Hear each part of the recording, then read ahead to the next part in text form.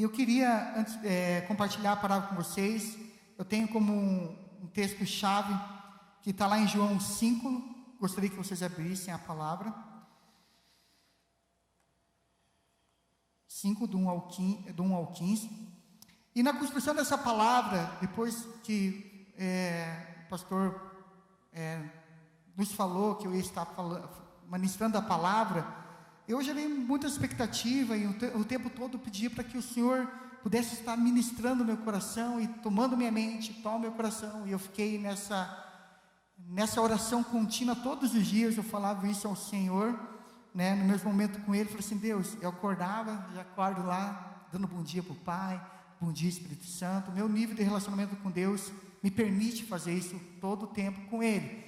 Então eu acordo lá dando bom dia, e as primeiras palavras que eu tenho é: toma minha mente, guarda meu coração. Toma minha mente e guarda meu coração. Principalmente nesse tempo, não que ele seja exclusivo, porque isso é um clamor constante da minha vida, mas eu entendo o nível de responsabilidade e seriedade que é estar ministrando a palavra de Deus. Não tenho como qualquer coisa, é algo que sempre sonhei, é a minha expectativa, sempre almejei estar nesse lugar. E pela graça o Senhor tem confiado em nós, mas assim, esse era o meu desejo.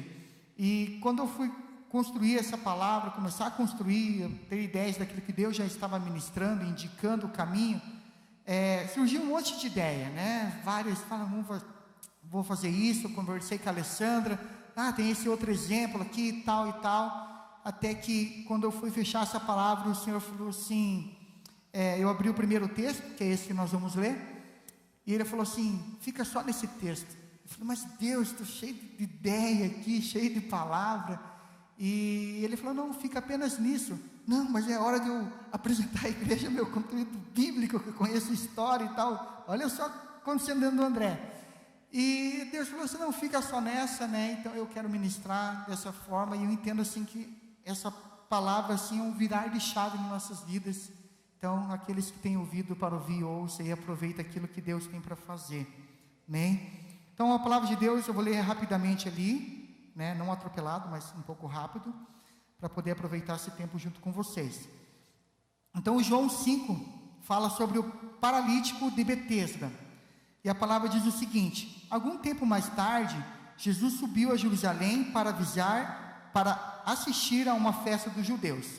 Ora, existe em Jerusalém, próximo à Porta das Ovelhas, um tanque chamado em hebraico Betesda, o qual tem 5 pavilhões. Nestes costumavam ficar uma grande multidão de enfermos, cegos, coxos e paralíticos. Eles esperavam o movimento das águas. De tempo em tempo um anjo descia e agitava a água. Primeiro que entrasse no tanque, depois do movimento da água, sarava de qualquer tipo de doença que pudesse ter. Estava ali um homem inválido, havia 38 anos. Jesus, vendo-o deitado e sabendo que estava nesse estado havia muito tempo, disse-lhe: queres ser curado? Respondeu-lhe o enfermo: Senhor, não tenho ninguém que me ponha no tanque quando a água é agitada. Enquanto estou tentando entrar, desce outro antes de mim.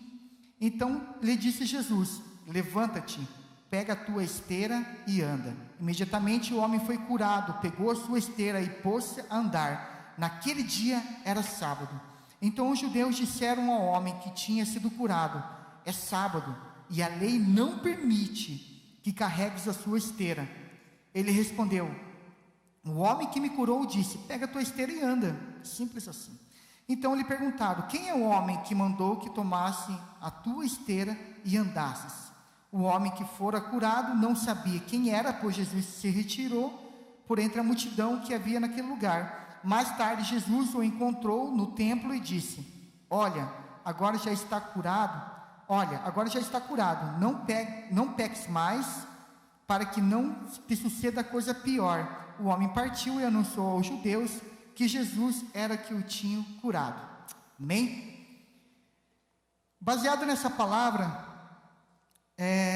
o que Deus vem construindo na nossa vida durante o ano, né? Nós tivemos o ano passado como um tema, o ano da maturidade da palavra, e com certeza nós nos aprofundamos nela, aprendemos muito sobre ela, e podemos crescer em meio a isso.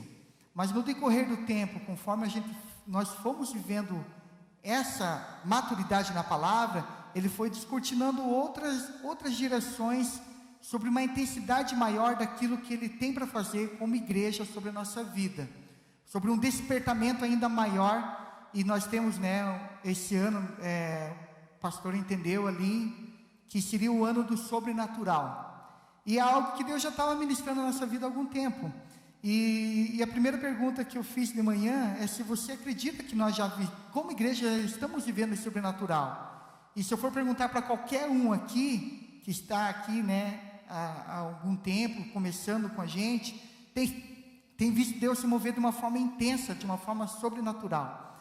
E automaticamente também Deus tem nos apontado para um avivamento, algo que Deus tem trazido também com grande intensidade. Esse avivamento, a gente tem usado apenas como referência ao avivamento da Rua Azusa, que aconteceu, e que há uma palavra profética que 100 anos após aquele avivamento, nós estaríamos vivendo de uma forma mais intensa, maior, de uma dimensão maior, e Deus tem nos despertado para esse tempo. Só que meio toda essa construção, aquilo que Deus ministrou no meu coração, é que há alguns opositores a esse avivamento. E é sobre esses opositores que eu queria compartilhar com vocês nessa noite, o que pode impedir de nós vivermos realmente, com toda a liberdade, esse avivamento que nos está proposto a ser vivido.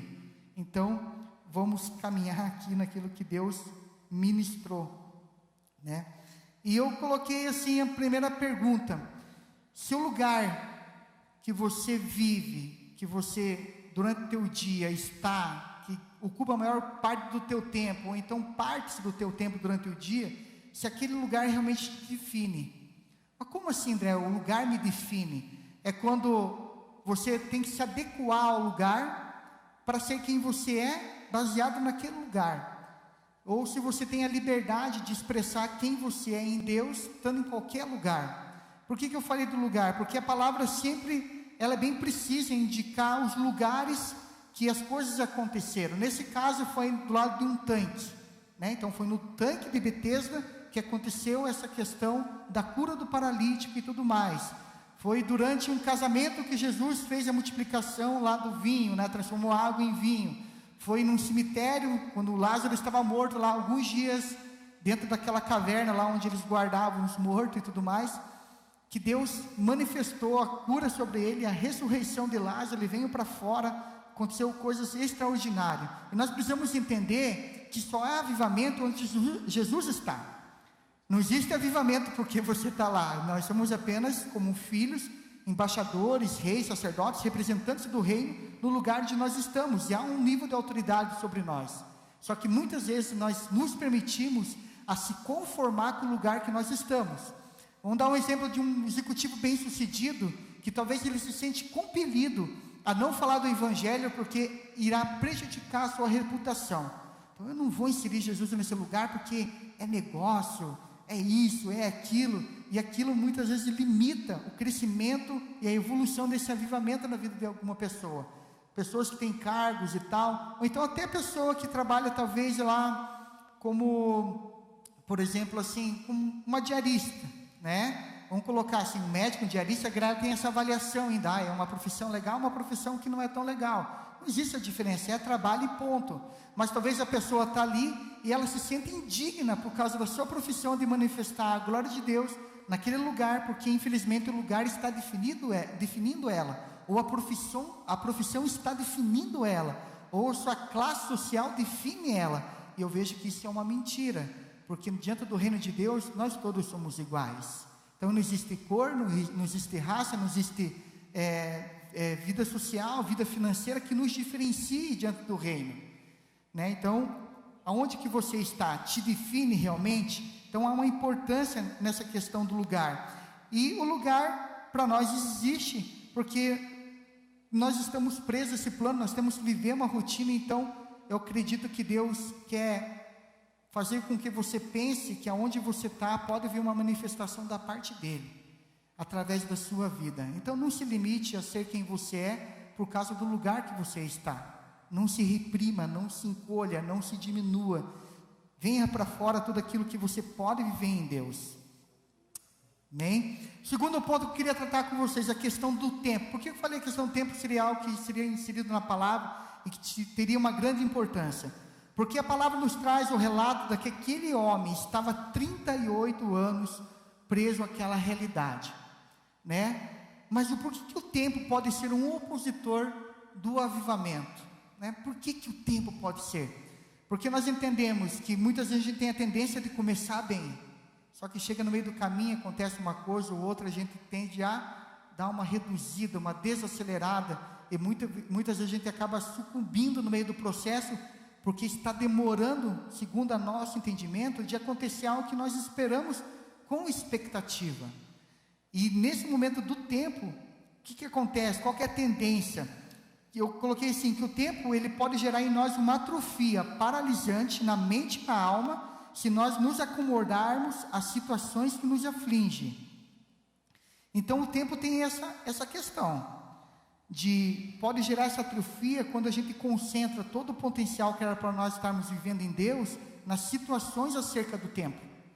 Ou pode ser através de algo que não tenha acontecido, a gente acaba se perdendo e acaba deixando com que o tempo de Deus não aconteça na nossa vida, porque nós estamos perdendo o nosso tempo concentrado nisso.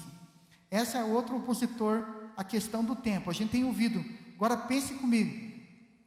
Jesus, a palavra tem indicado desde os Atos dos Apóstolos ali, desde a época de Jesus, que ele estaria retornando. Isso já se passou 2000, contando do tempo de Jesus, 2020 anos, por exemplo. Pô, mas Jesus falou que vinha na sequência e tal, por que não acontece? Porque para o Senhor um dia é como 1000 anos, e 1000 anos como um dia. Então nós temos que estar preparados, como eu falei ali naquela devocional, nós não sabemos o que Deus fará a seguir. Por isso que a nossa expectativa está constante, Deus, de que Ele pode fazer o de repente dele na nossa vida agora, daqui a pouco, amanhã, ou está acontecendo agora e você nem está se ligando. Amém? Essa questão do tempo. Outra questão que envolve o tempo, por causa dessa atrofia, quando Jesus chega para esse paralítico, ele faz a seguinte pergunta. A pergunta que não quer se calar. Pergunta assim: você quer ser curado? A resposta mais óbvia, se a gente for colocar nesse ponto, seria o quê? Sim, é claro que quero ser curado. Estou 38 anos largado no chão aqui, não consigo ser curado, tem uma limitação na minha vida, e eu não consigo, eu não vai e tal. Então a resposta era óbvia: sim, eu quero ser curado. Tem um profeta, né, que caminha, nós temos uma certa aliança com ele, vamos falar assim, né, e ele fala assim, que ele faz uma pergunta para você, e quando você não responde aquilo, por exemplo, você está com fome? Pois é, eu deixei de almoçar. Ele fala assim: multado. Então ele te aplica uma multa, porque você não respondeu o que ele perguntou. Então eu acredito que se esse profeta estivesse do lado de Jesus, ele ia falar assim: Jesus, multa ele, porque não foi o que você perguntou. Você perguntou se ele queria ser curado, e simplesmente qual que foi a resposta dele? Eu falei assim: pois é, Senhor, as pessoas que estão aqui perto, elas não me jogam no lago, elas não me colocam nesse lugar, e é por isso que eu não sou curado. Agora pare e pense, gente, essa foi a pergunta de Jesus? Não foi. A pergunta de Jesus era: você quer ser curado? A resposta era simples: sim, eu quero.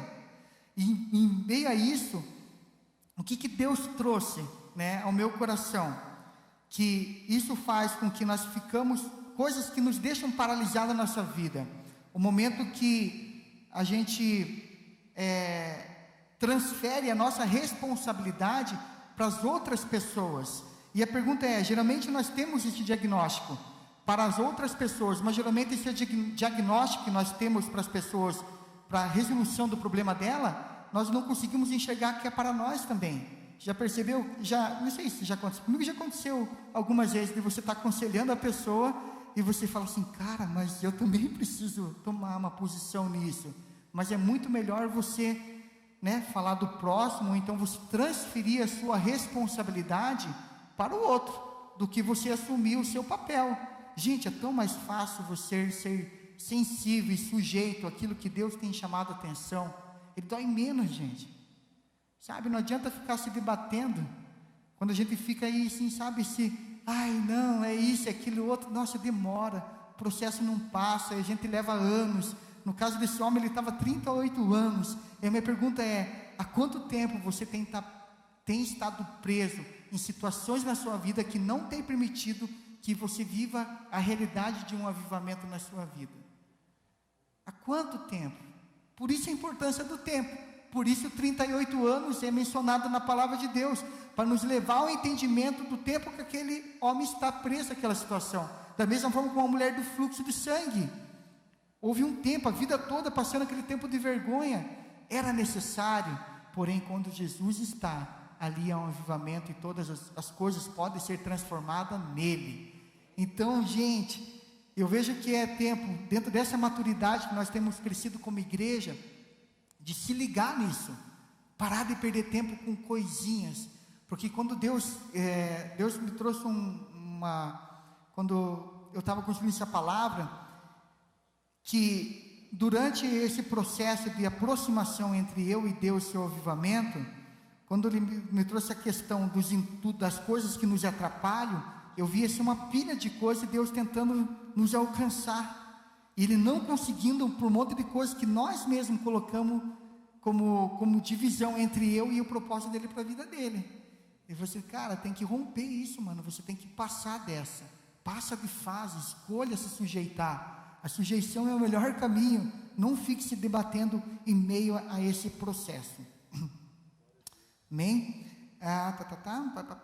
Mas mesmo assim, dentro da graça do Senhor Jesus não pega e imediatamente tem a mesma posição que eu tive aqui agora. Jesus não falou assim para ele, falou assim, cara, mas não foi essa a pergunta que eu fiz. Ele imediatamente, que por isso que eu entendo assim, de repente de Deus pode vir agora sobre a sua vida, porque no mesmo momento que nós entendemos que ele não conseguiu entender a pergunta, Jesus se dá uma de bobo assim, né? Não, tudo bem, né? Tipo, ele não entendeu a pergunta, mas ele fala assim, pega a tua esteira e anda, simplesmente isso. Não é uma demonstração maior de graça vendo a limitação de um homem. Eu entendo que você não chegou nesse lugar, mas a minha graça vai superabundar sobre a sua vida, e eu curarei você, então pega a tua esteira e anda. Então Deus ultrapassa a limitação desse homem, como muitas vezes faz na nossa vida. Tem momentos assim que a gente chega assim, mas nossa Deus, eu não sou digno disso, nossa, mas como é que pode? Mas a gente aprenda como filho a tomar para si a sua herança. Não fique se desfazendo daquilo que Deus quer te abençoar, você fazendo assim, eu não mereço. Larga a mão disso, sabe? Escolha receber todos os cuidados que Deus tem para a sua vida, mesmo em meio à sua limitação. Logo na sequência, nós vemos na palavra, eu vejo que esse é um dos maiores opositores de um avivamento, que se chama a religiosidade. Essa religiosidade, ela tem várias vertentes, né? A gente pode passar várias horas falando sobre religiosidade aqui, e o quanto a igreja do Senhor já sofreu por causa dela. Limitações colocadas por homens, jeitos e obrigações, responsabilidades, que muitas vezes transcende a nossa força de viver elas. Por que eu falo sobre a religiosidade? Porque no momento que o paralítico pega a esteira, uma coisa que Deus me trouxe agora, pensa a forma que aquele homem se sentia indigno, porque ele acabou de ser curado por Jesus, e quando perguntam para ele, quem te curou? Ele não sabe nem falar quem curou ele. Então eu imagino um homem se sentindo tão indigno, que não tinha nem a capacidade de olhar para o próprio Jesus. Pensa uma pessoa que está lá, assim, e ele é curado, como que ele não sabe quem curou ele, gente? Sendo que Jesus estava ali, e ele sabia quem era Jesus, porque quando Jesus aparece, ele já reconhece o Senhor, foi você então que me curou. Então há um lugar de dignidade naquele homem, que ele não tinha vencido naquele momento. E quando os judeus ali, os sacerdotes, os homens da lei chegam ali e perguntam para ele, só deixa eu ver aqui, só um pouquinho.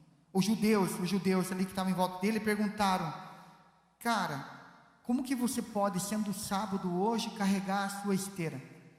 Gente, será que o carregar da esteira é tão importante quanto a cura de um homem que viveu 38 anos aprisionado? O que pode ser uma limitação religiosa na sua vida, por exemplo? O que te limita de viver um milagre de Deus em você?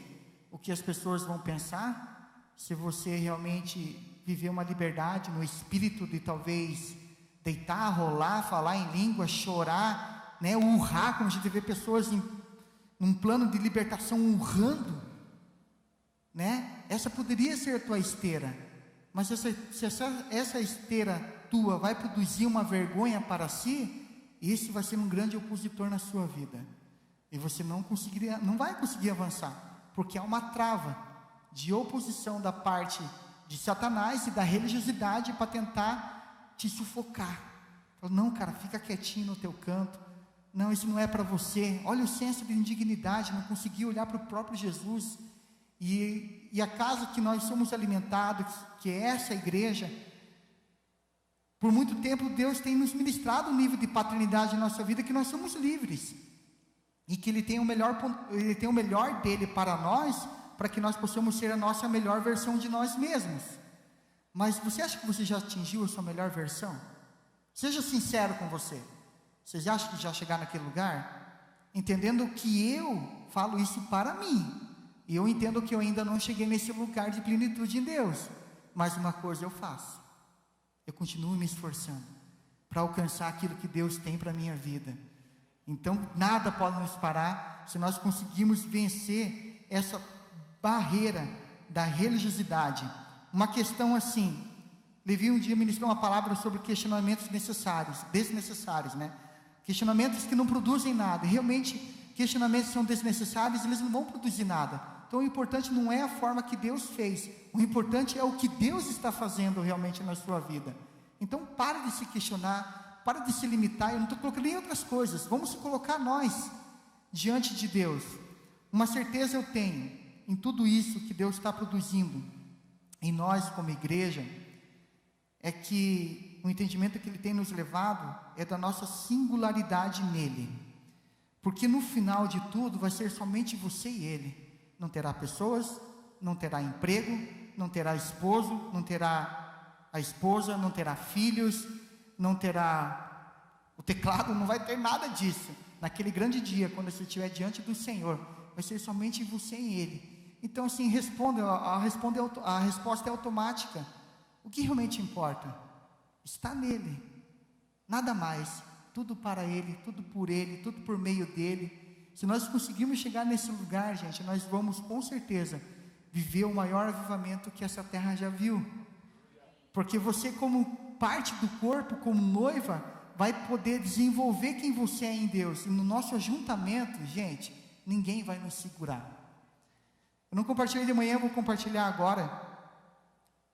Ano passado, não sei se foi no começo do ano passado ou no final do ano retrasado, eu tive um sonho específico que falava sobre a manifestação da glória de Deus sobre nós como igreja. Eu compartilhei com os pastores, né, com o Valdir Cajô, com a Marcela Caana, e funcionava da seguinte forma: eu estava no meu momento de adoração, e eu via como se sobre mim viesse raios de luzes coloridas, né, tal, e aquela atmosfera, aquela adoração, aquela unção e tudo mais. De repente Deus me transporta para outro lugar, que de mim eu estava em outro lugar como célula, e aquele mesmo raio de luz vinha sobre a célula que eu estava, e Deus começou a abrir diante de mim todas as células da nossa igreja, ou sei lá se todas as células de Curitiba, porque vamos falar de reino aqui.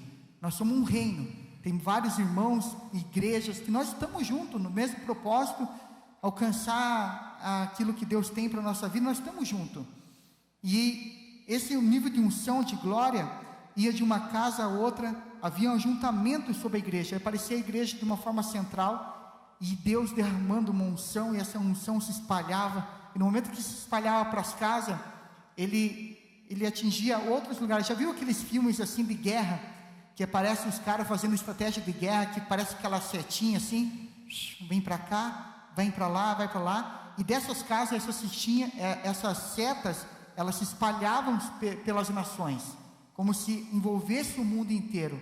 Então, durante todo esse tempo, como eu falei, Deus tem indicado um tempo de avivamento, mas Ele tem falado que começa em você. Vai começar em você, precisa de você, você faz parte de tudo isso. Você sozinho não é igreja, eu sozinho não sou igreja. É nesse ajuntamento muito louco da parte de Deus que nós somos igreja, com tudo aquilo que nós somos. Quando nós estamos juntos, nós somos igrejas. E eu coloquei assim, que uma andorinha só, é um ditado popular, uma andorinha só não faz verão. Porém, somente eu não vou conseguir fazer revolução no universo, né? Mas o entendimento que Deus me trouxe é que eu pudesse ser a primeira andorinha a sair do ninho. E quando eu falo eu sair, reporta essa mensagem a você. Não fique esperando que outros caminhem para lá, quando você pode se mover para esse lugar. Então é uma responsabilidade particular nossa, que precisa ser avaliada aonde nós queremos chegar, naquilo que Deus tem proposto como esse tal avivamento. E a pergunta também que não se cala é: o que você está disposto a passar e a viver em Deus para alcançar essa expectativa do avivamento? De manhã eu trouxe alguns exemplos, eu queria já estar caminhando aí para o final, trazendo alguns exemplos de como pode haver uma manifestação. E geralmente ela vai exigir um pouco de esforço nosso, um pouco mais de atenção às direções que Deus pode nos dar. E pela manhã eu dei um exemplo bem engraçado, de uma menina que viveu um avivamento na sua vida, que ela participava no Ministério de Dança, e devido a essa experiência surgiu um livro, esse livro chegou até mim. E naquele momento, esse livro relata que Deus pediu para ela uma coisa inusitada, que no momento do louvor, da adoração, no momento que haveria aquela apresentação, Deus falou assim: eu quero que você dance com uma banana na sua cabeça. Eu falei assim: Jesus, né? Mas imagine você recebendo uma direção dessa, vai para a igreja com uma banana, com um cacho de banana. Até brinquei, teve um dia que o pastor veio com a metade da barba aqui, para exemplificar uma palavra, e aquilo já nos chamou a atenção. Agora imagina o pastor chegando com um cacho de banana na cabeça. Ia ser bem engraçado, e nós íamos ficar intrigados com aquilo. Mas Deus pediu, ela falou assim: mas como assim, Deus? Eu vou dançar, eu estou numa apresentação, e as pessoas e tal. Cara, dança com uma banana na cabeça. E ela vai lá, fala com não sei com quem, e fala assim: gente, acha essa banana para mim, acha essa banana. E eles vão atrás de uma banana, sei lá, se acharam na geladeira da igreja, sei lá onde que acharam, mas acharam uma banana para a menina. E naquele momento, a menina vem e se apresenta com aquela banana na cabeça. Então imagina nós, com as nossas meninas aqui, que fazem com excelência, né, o Ministério da Dança, dançando com a banana na cabeça. Ia nos impactar. E o porquê tudo aquilo? No final, quando o pastor foi fazer o apelo, veio um homem na direção do púlpito, sim. Falei que é legal quando Deus nos destrói, né? Quando Ele quebra toda a nossa mentalidade religiosa e vem com tudo e faz aquele rebuliço na sua vida, e nós não temos para onde correr a não ser se entregar a Ele. E esse homem vem chorando, desesperado e tal, e atendendo aquele apelo, e o pastor falou: mas o que aconteceu?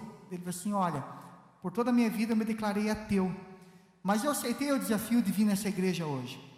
Só que eu desafiei a Deus, e nesse desafio a Deus eu falei sim, que eu acreditaria nele se alguém dançasse com uma banana na cabeça. Eu falei: uau, cara, pense só o nível de revelação e sensibilidade dessa pessoa em ouvir a voz de Deus, e essa pessoa ser ganha através de uma banana.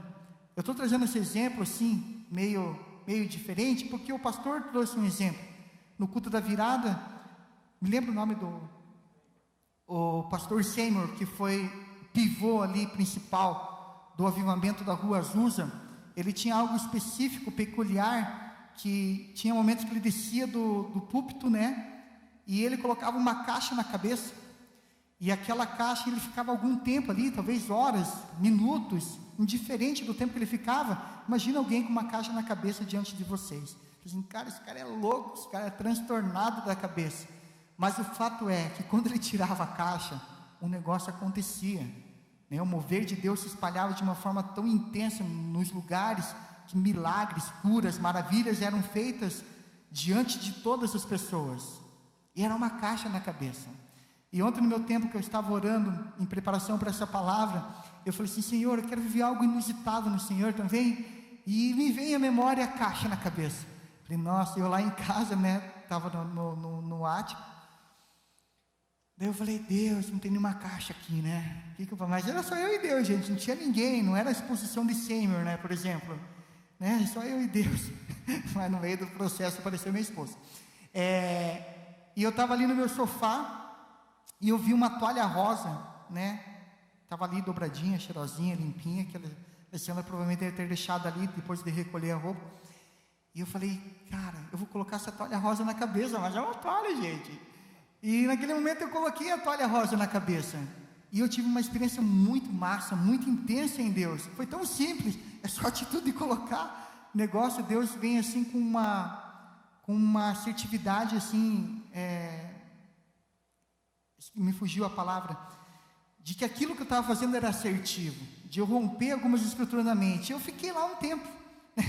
De repente a Alessandra veio falar comigo, eu estava lá sentado no sofá, com aquela toalha rosa na cabeça, nem sei o que ela pensou, mas é algo que Deus tem nos desafiado a se lançar, sabe? Ir além das nossas limitações, da nossa mente. Ele tem te chamado para perto, para você chegar e romper nesse lugar. Eu queria chamar o louvor, que já está aqui, para se posicionar, e de uma forma diferente da manhã,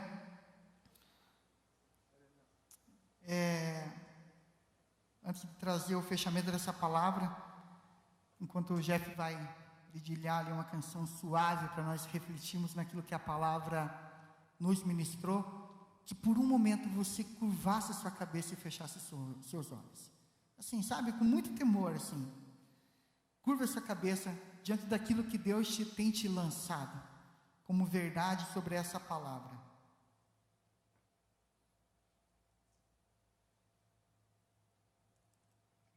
Dê um tempo para o Senhor, vai ser alguns segundos só.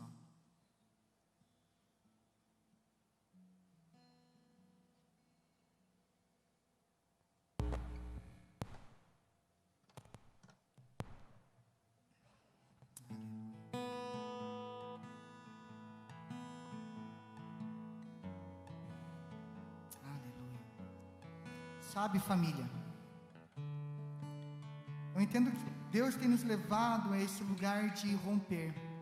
E há muito tempo todos os ministrantes dessa casa têm nos apontado a esses lugares. Lugar de liberdade, lugar de libertação, lugar de cura, lugar de renúncia, lugar de receber, lugar de dar, lugar de se doar. Tem sido tudo oferecido para nós como um banquete da parte de Deus. Ele tem mostrado um caminho reto, plano, suave, porque o jugo dele é suave, o fardo dele é leve. Essa palavra não vem sobre a vida de vocês hoje para trazer peso, culpa, ressentimento, ou então alguém que está falando assim, está vendo, você está errado. Esse não é o objetivo dessa palavra. Essa palavra foi elaborada por Deus, além das nossas limitações, da minha limitação, para te mostrar um caminho de liberdade em Deus. É para isso que essa palavra tem te chamado. E que nesse momento você possa refletir, dentro de todos os exemplos, dos opositores que eu levantei aqui, que pode acontecer de um avivamento ser efetivo na sua vida. O que tem travado de você viver esse lugar? Será que o lugar que você está ainda continua te definindo? Será que não é hora de você romper e tomar a iniciativa de entender que Deus te levantou onde você está com um propósito definido, que você não é como um boi que come, bebe e daqui a pouco vai ser levado ao matadouro? Essa não é a mentalidade, essa é uma mentalidade de escravo.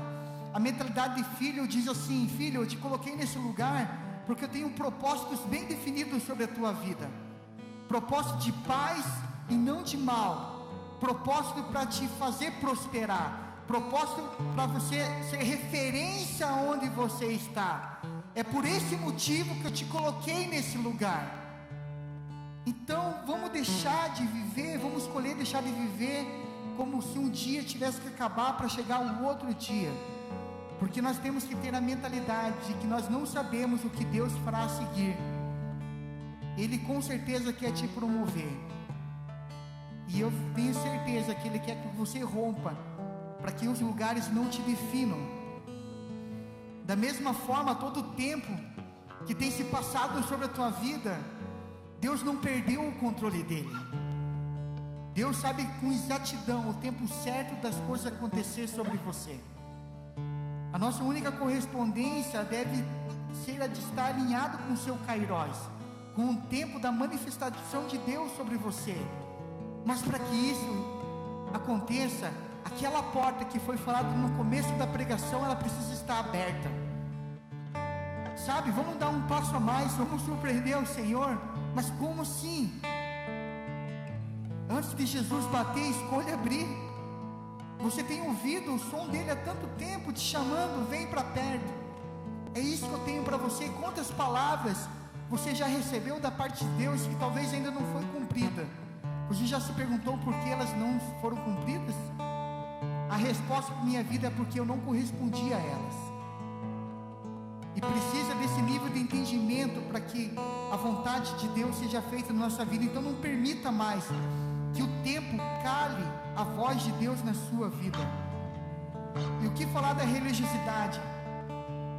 Há quanto tempo ainda nós iremos ficar presos a um sistema de crença limitante que tenta imperar a minha vida da forma que nós vemos a Deus?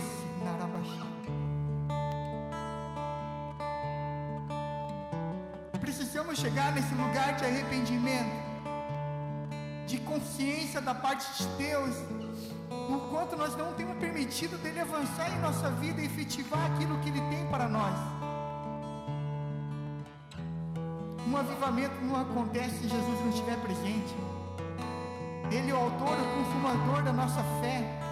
Ele é a viva esperança a qual nós aguardamos ansiosamente pelo encontro dele com a sua noiva.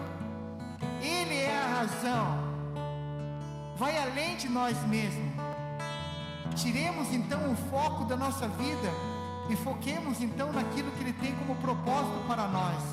É bem maior, é bem melhor, porque a palavra fala que nós não sabemos, não passou pelo coração do homem aquilo que Deus tem sobre a tua vida. Não passou ainda. Nós não sabemos, eu não sei o que Deus tem para você. A certeza que eu tenho é desse lugar de filiação, de promoção. Deus te chama como rei, para você exercer a autoridade aonde você está. Ele te chama sacerdote para ministrar o seu reino às pessoas que não têm ao Senhor, para você ser a ligação do perdido. Um avivamento tem tudo a ver com pessoas sendo compelidas ao nível do arrependimento, vendo o teu posicionamento de vida, o teu exemplo, quem você é em Deus, ao ponto que fala assim: uau, cara, olha que esse homem vive, olha o que essa mulher vive, eu quero, eu desejo. E eles em suas casas estão gritando: eu quero viver isso, de uma forma inconsciente. Há um espírito que clama constantemente: Abba, Pai. E a palavra declara que a criação aguarda com grande expectativa a manifestação dos filhos de Deus. Eu sou filho, você é filho. As pessoas têm aguardado a sua manifestação, e não a manifestação da igreja, como esse local aqui. Nós sim somos uma igreja, mas é na tua singularidade, é no teu temperamento, é na tua linguagem, é da forma das pessoas que você convive, que esse avivamento poderá atingir as nações. Você não sabe aonde você pode chegar. Deus tem nos dado o privilégio de tocar nações, e nos dará cada vez mais, dependendo do nosso nível de correspondência. Há uma promessa para nós como igreja, de que nós viríamos o maior avivamento da história, e nós estamos prestes da volta do Senhor Jesus. Os sinais são claros, eles são evidentes, e eu vejo que não precisa de mais nada se cumprir, tudo já foi se cumprido. Mas Deus tem nos levado a esse novo nível de entendimento, que é algo novo, melhor e maior, mais profundo e intenso para ser vivido. nesse momento de reflexão, como é que você vai corresponder? Como é que vai ser a tua vida a partir de hoje? Eu falo isso não porque vocês devem obedecer aquilo que eu estou falando, ou o pastor está falando, por um bom entendedor, por alguém inteligente que discerne as coisas do Espírito, consegue entender que Deus tem falado no seu coração de diversas maneiras, não apenas através de uma pregação. Como você vai corresponder a isso? Como é que vai ser o dia amanhã? Será que você vai sair daqui cheio e a partir de amanhã já escolher não viver a intensidade que Deus tem te oferecido? Eu vejo, gente, que é perda de tempo sobre nossas vidas. Deus tem nos mostrado um lugar de nós vivermos o seu sobrenatural, mas vai depender de nós correspondermos a Ele.